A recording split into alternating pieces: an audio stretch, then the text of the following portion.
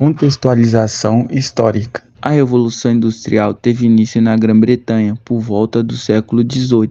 A introdução de novas máquinas e a mecanização dos processos produtivos resultaram em um aumento na produção de bens e no surgimento de fábricas e indústrias. Isso levou a mudanças significativas nas relações de trabalho, como a substituição do trabalho manual pelo trabalho nas fábricas, onde os trabalhadores eram submetidos a longas jornadas e condições frequentemente precárias.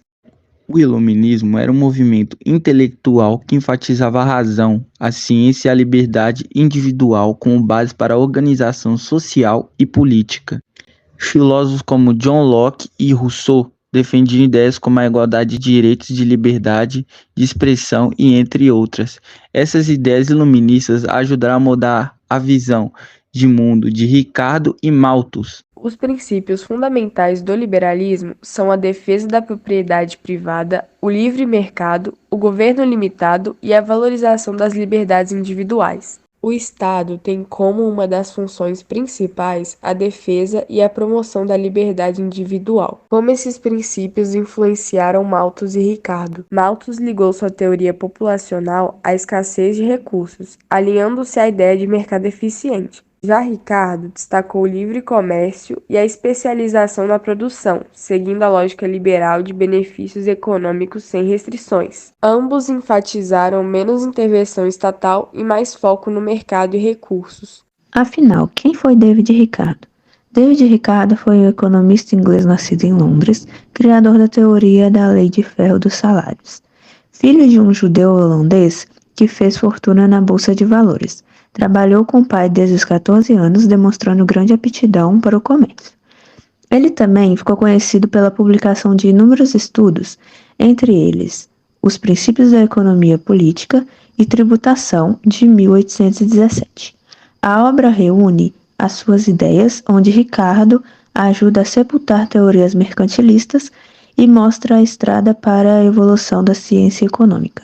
Ricardo começou seus princípios afirmando em seu livro Princípios da Economia Política e Tributação que, abre aspas, possuindo utilidade, as mercadorias recebem seu valor de troca de duas fontes de escassez e da quantidade de trabalho necessária para sua obtenção, fecha aspas. Na página seguinte, afirmava que a escassez era importante apenas para as mercadorias que não pudessem ser reproduzidas livremente, abre aspas. Totalmente independente da quantidade de trabalho inicialmente necessário para sua produção, que variava de acordo com as riquezas e suas inclinações daqueles que tivessem vontade de possuí-las.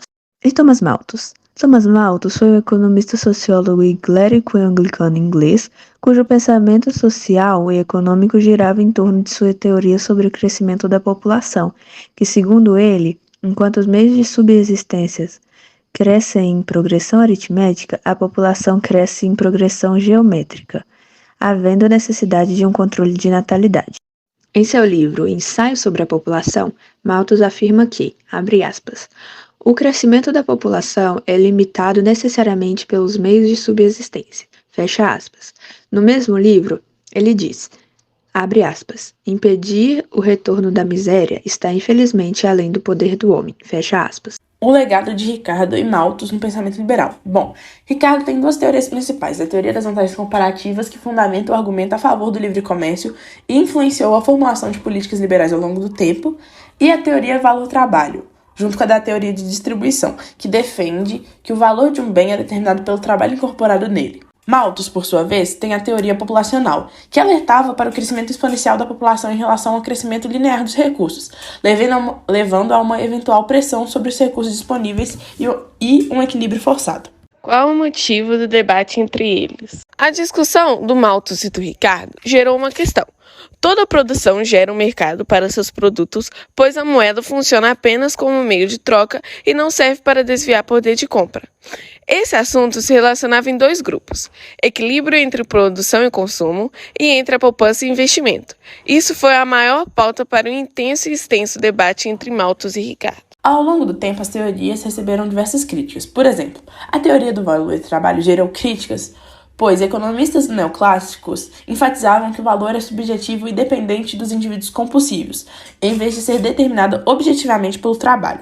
A teoria das vantagens comparativas, apesar de aceita, vários apontaram que as premissas de competição perfeita e mobilidade total de fatores podem não ser realistas em certos contextos psicológicos.